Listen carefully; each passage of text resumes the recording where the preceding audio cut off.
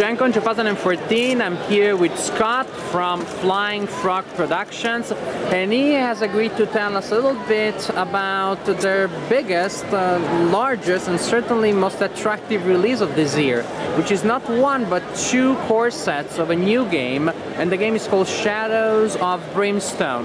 Thank you, Scott. Can you tell us a little bit about this game, or games at this point? Yes, well, games, game I line. suppose, right. So Shadows of Brimstone is something that it's an idea that we've had for a long time, but we wanted to be able to do it right.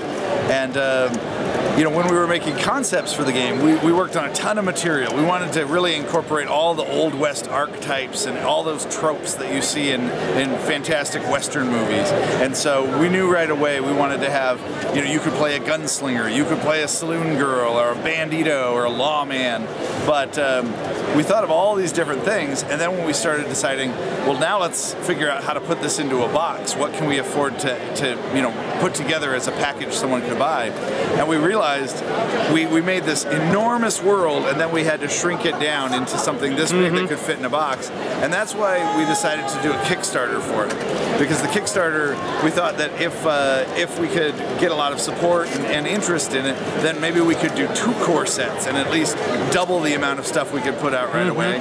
And if it went well, then maybe we could have stretch goals and create other things in expansion material.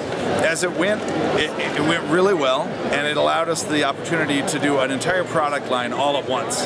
And so right now, we finished the Kickstarter, and we've just been churning, toiling away night and day. We haven't been sleeping a lot, but well, we've managed to finish the core sets. They're going to be in stores this November, and right now we actually air freighted a few copies in to sell on the show floor at Gen Con, so that we can kind of get it into people's hands and make a splash before it goes to retail this fall. So just for people at home, unfortunately the game is not available yet for common mortals, but if you were here, or if you have a friend who were here, just contact your friend so that you can play the game before it is released in stores in November.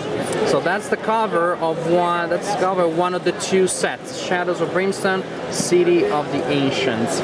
So you can see here that with City of the Ancients, right on the cover, it shows the heroes that you can play in this: Saloon Girl, Bandito, U.S. Marshal, and the Gunslinger. And it has all unique enemies that you fight that are unique to this set. It has another world that you can go to. It's a dungeon crawl game that starts in the Old West. It's very much rooted in these Old West heroes. So you form an adventuring posse, and you go down into the mines. Nice. And I'll flip this around here, and if you can see up here, then basically you start at the entrance to the mines, and as you go deeper, when you get to the what's a horror game without some tentacles? Of course. When you get to the edge of a board, then you draw from a deck. There's no one playing the bad guys or the monsters. It's a fully cooperative game where everyone's working together to try to survive. And so you'll draw from a deck of cards of the map tiles, and it's 1-to-1 map tiles with cards. And in this way, you can randomly generate the mines as you're going down through them, different rooms and shafts. And then you're fighting against demons that are coming from these portals that go to other dimensions, other worlds. And so that's already cool enough. I'm very excited, you know, Lovecraftian style horror and demons and creatures that are being fought by Old West adventurers and heroes. That's really cool. But the best of several worlds combined. Yes, you can actually go through the portals and end up on another world in an ancient alien city. In this case, City of the Ancients.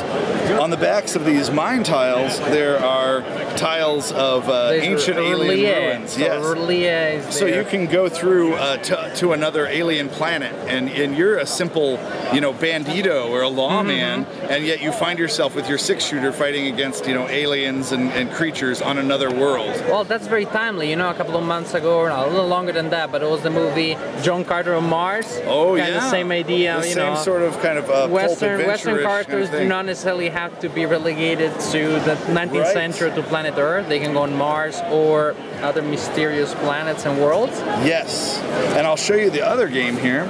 So that was City of the Ancients, and here is the other core set, Swamps of Death. And they're both standalone products. Each one is standalone. It can completely be played and have just tons of adventures for years, but they're both out at the same time, a simultaneous release, and if you get one and you play it and you like it, you can get the other one and just add in all of those elements. So it has new characters to play. Can also work in as expansion for the other one. Absolutely, an expansion that's giant, as big as the main game, which is very exciting. And so in the Swamps of Death, you can play as the lawman, the rancher, the preacher, and the preacher acts as sort of a magic user. So you're fighting demons, so he's actually reading from the Old Testament, banishing demons and slinging judgments and sermons at them. And then the Indian scout. And so these are the 4 heroes you can play in here. And then you've also got a unique world that you can visit. This is the Swamps of Jargono, which is actually another dimension, and this other world that's very foreign and strange, very swampy. And in this world, it's ruled by giant reptiles and serpent men and this kind of stuff. There's even tribal humans there. And so this box versus the other one, there's different heroes to play, a different world you can go to, all different items you can get and adventures you can have, new scenarios that are unique to this box, and a whole slew of enemies that are unique to this box. And so either one can be played on its own. They can be put together to allow more players to play and to allow a lot more variety of creatures you fight, places you can go, and characters you can play. Sounds excellent. Thank you very much. Again, this is one of the 2 initial releases of the Shadows of Brimstone line. It's amazing to have 2 core sets as the initial release. Definitely these games are very promising, and I look forward to play one or both of them. Thank you, Scott, for sharing your ideas, your thoughts, and your enthusiasm about your games with us.